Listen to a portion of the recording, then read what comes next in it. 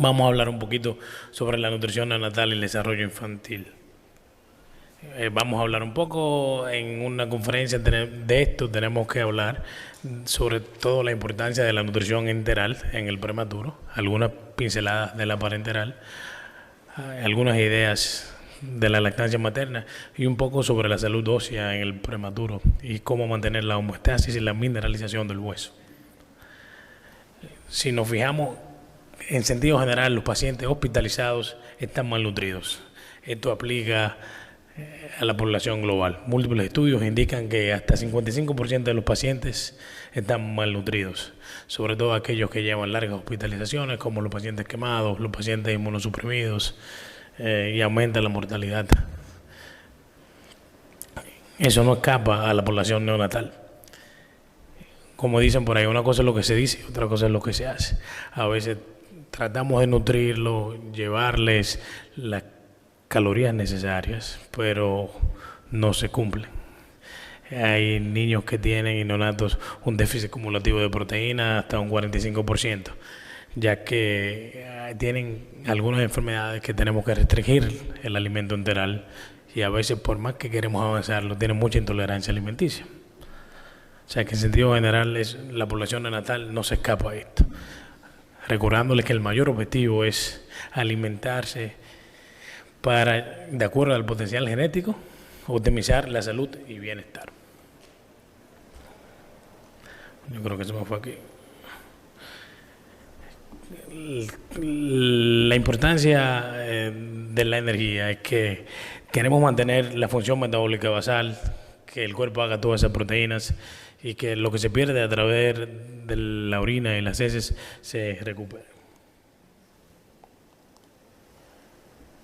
En niños utilizamos macronutrientes, como ustedes bien saben, sobre todo en esos niños críticamente enfermos, ya sean los carbohidratos, la proteína y los lípidos. A nivel de los hidratos de carbono, recuérdense que tenemos diferentes maneras de conseguir glucosa. El cerebrito del neonato primordialmente se alimenta o de glucosa o de cuerpos cetónicos. La mejor manera es a través de la glucosa que se le da a nivel nutricional.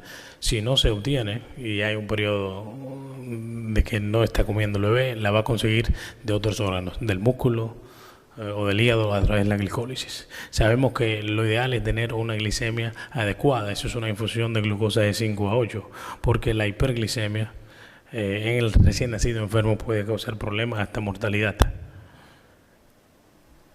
sobre todo en ese prematuro, y sabemos y tenemos datos que la hiperglicemia te causa problemas de neurodesarrollo. Tanto los chiquitos como a términos necesitan de 50 a 70 kilocalorías por día y los prematuros hasta 40 kilocalorías. Un estudio importante que la pregunta era, en esos pacientes estresados que tienen procedimientos quirúrgicos, operaciones, ¿qué pasa con la glicemia? Se agarraron un grupo que tenía un nivel de proteína C reactiva muy alta y lo compararon a unos que no lo tenían, y resulta que los estresados, al dárseles más energía, tenían mucho más hiperglicemia. Entonces en ese paciente quirúrgico es muy importante manejar la infusión de glucosa para darle la energía adecuada. A nivel de la proteína, recuérdense que estos macronutrientes es súper importante, sobre todo para ese crecimiento.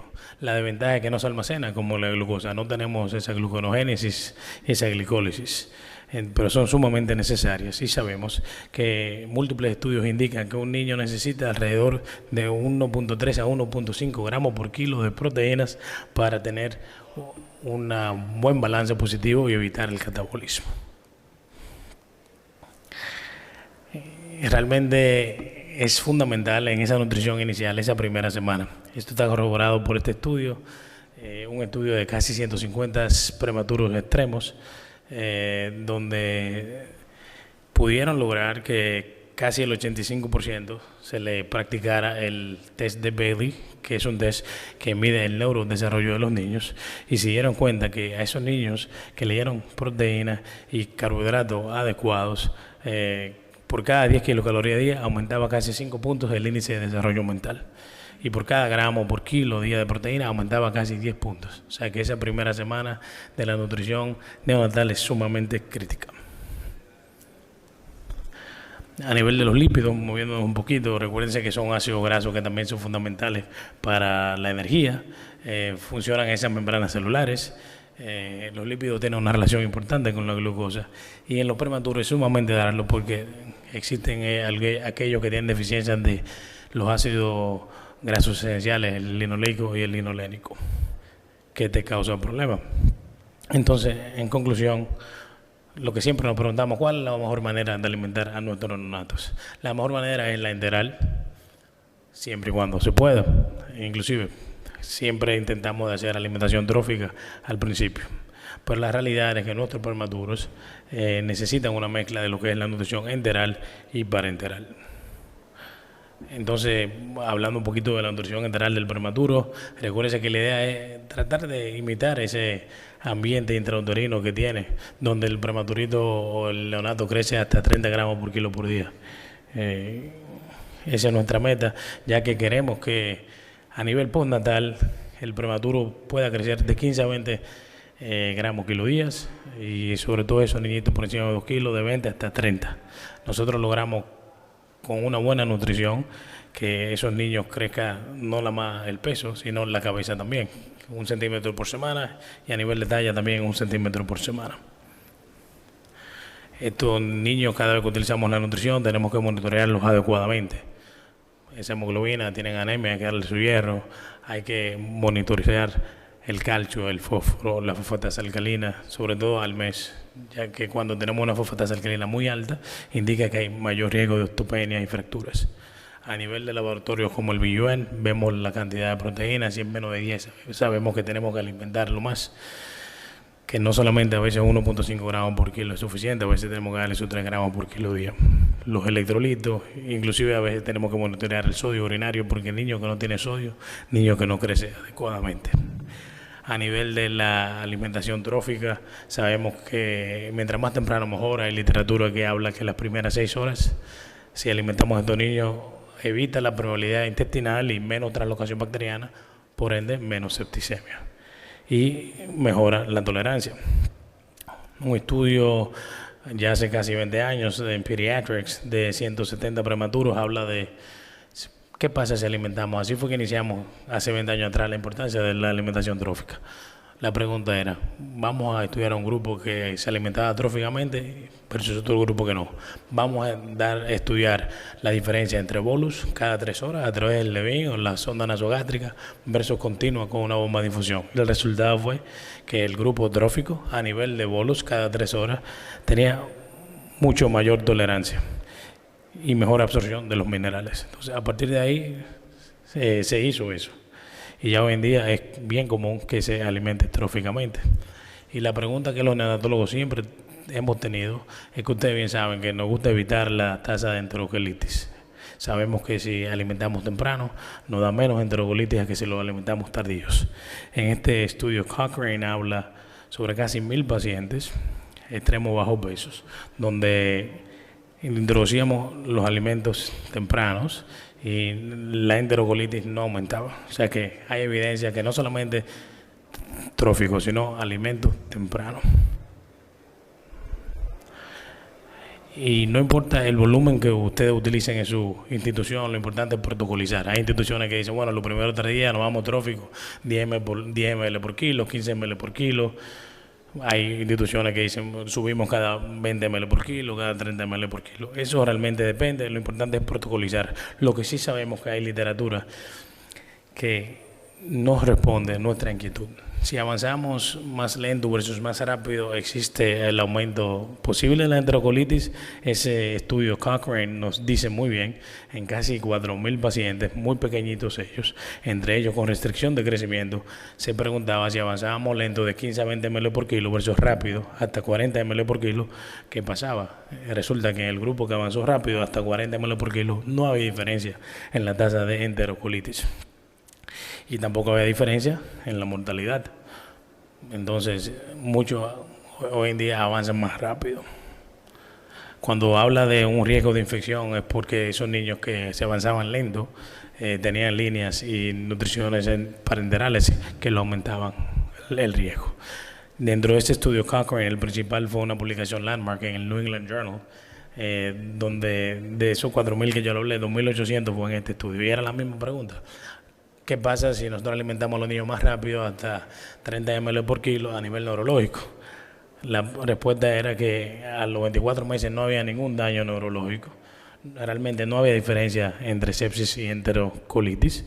Entonces, a veces en nuestro país yo entiendo que avanzar un poquito más rápido hace sentido después yo presentarle esto, porque si nos vamos a la realidad económica, si usted tiene 3 días menos de nutrición parenteral en una unidad que tenga 20 pacientes críticos nivel 3, nos estamos ahorrando casi $4.000 diarios. O sea que yo creo que hay evidencia suficiente y promueve la costo-efectividad.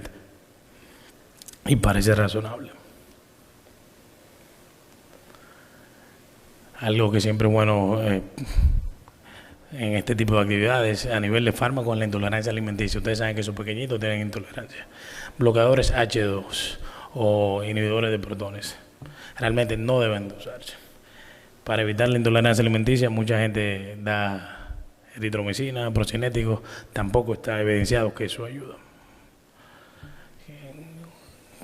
Preguntas que tenemos cuando se utiliza catéteres umbilicales, si se debe alimentar o no, la pregunta es sí, o la respuesta es sí, podemos utilizar alimentación trófica. También esos niñitos que tienen un ducto arterioso que está siendo tratado, ya sea con indometacina o ibuprofeno, también se puede utilizar alimentación trófica. A nivel de transfusión hay pobre evidencia de que no se debe alimentar, hay algunos que la paramos, pero también se puede hacer trófica.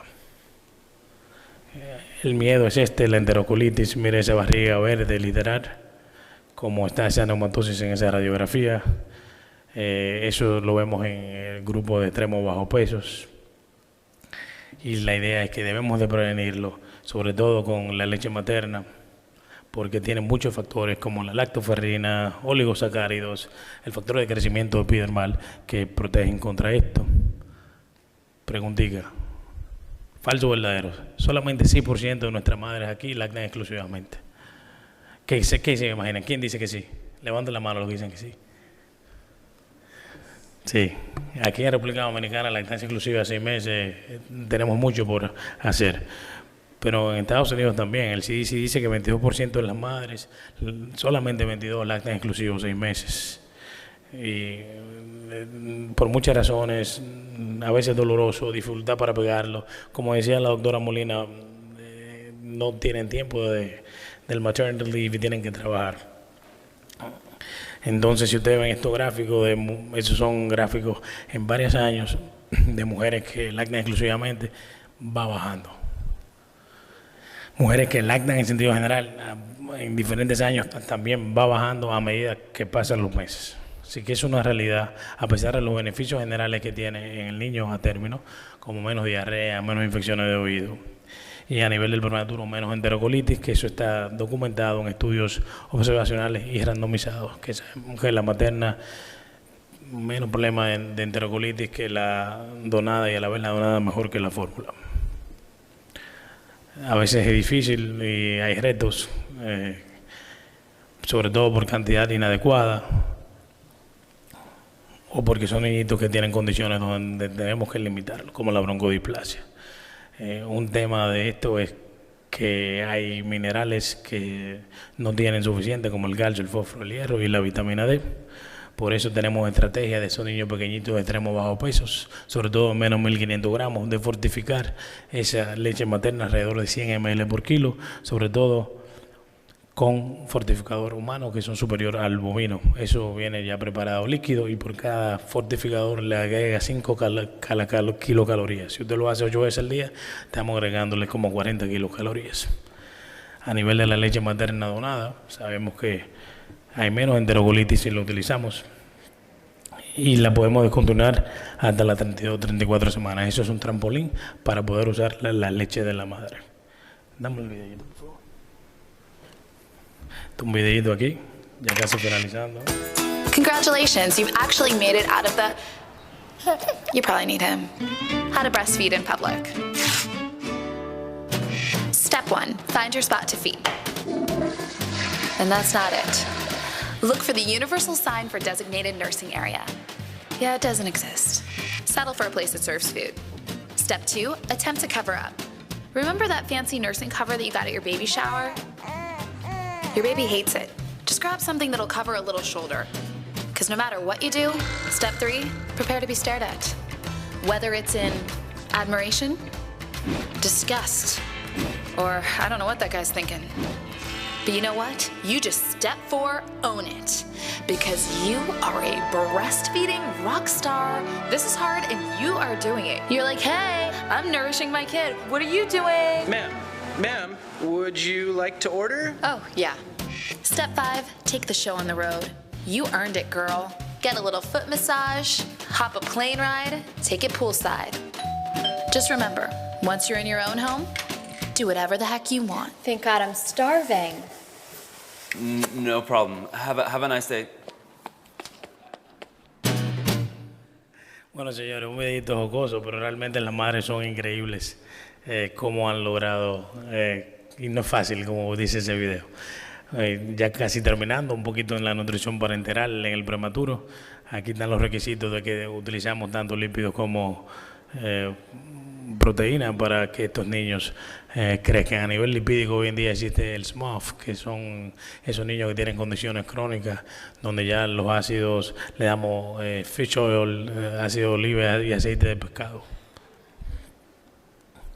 A nivel del prematuro, la salud ósea en el prematuro es fundamental. Como yo le he explicado, la leche materna no tiene tantos minerales, pero sabemos que estos niños, debido a que están expuestos a diuréticos, a parenteral prolongada y a veces restricción alimenticia enteral, tenemos que fortificar esa lactancia y darle la vitamina D. Aquí los requerimientos. Fíjense que la cantidad recomendada de calcio es casi 200. En la leche materna no fortificada simplemente es 37. Si le agregamos fortificada, logra lo que queremos, hasta 218. Lo mismo con los fósforos. Leche materna sin fósforo, mire qué número más bajito, 21. Sin embargo, si lo fortificamos, hasta 125. Y lo mismo con la vitamina D. Una respuesta siempre o una pregunta que siempre que nos hacen: ¿qué pasa si no tenemos fortificadores?